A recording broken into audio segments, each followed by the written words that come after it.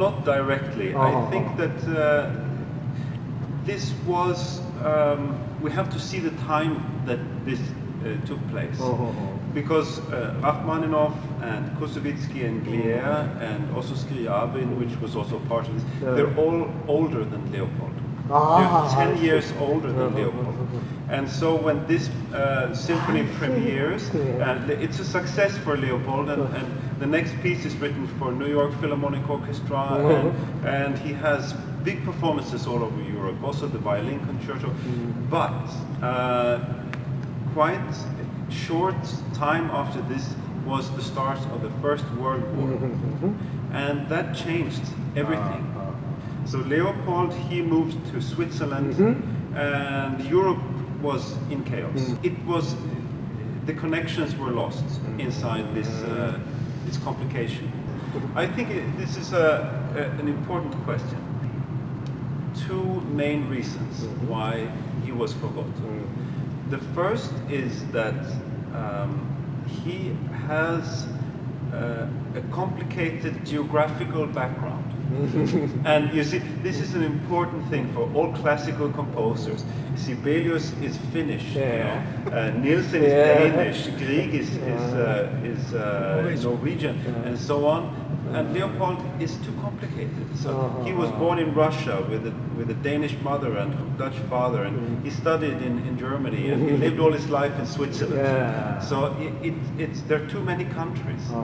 And so it's not until today that when we bring his music out that it stands for itself. The second reason is that his debut concert was before the First World War, and then he had a complicated time from the start of 1920s to the middle of 1930s. His wife was sick, so she had pain in her legs and her body, so they decided to go to sanatorium. And they moved from sanatorium to sanatorium for 12 years. And they lived in 80 different sanatoriums. So they were always traveling, and he was always composing. But it was impossible for him to go to the performances of his music because he could not leave his wife. They were in the mountains, somewhere where there was this sanatorium. So that was a problematic time for him. Then in the 30s, his wife died.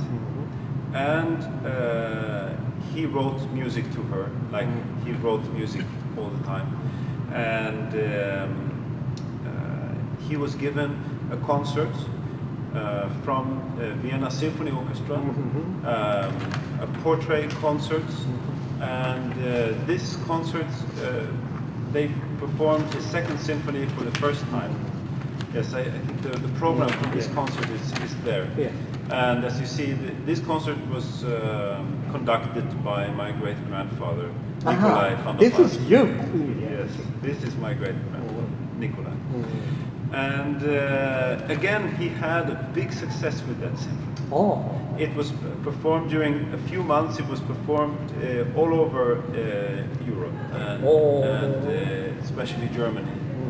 But very close after that, in 1937. So very delicate time. Very delicate time.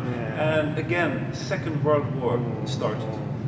So now I come to the point that after the Second World War, Leopold van der Paz, who had already had big success twice, and after the Second World War, when the music development was very focused on avant-garde music, and Leopold van der Paz was composing music that was modern, two world wars before.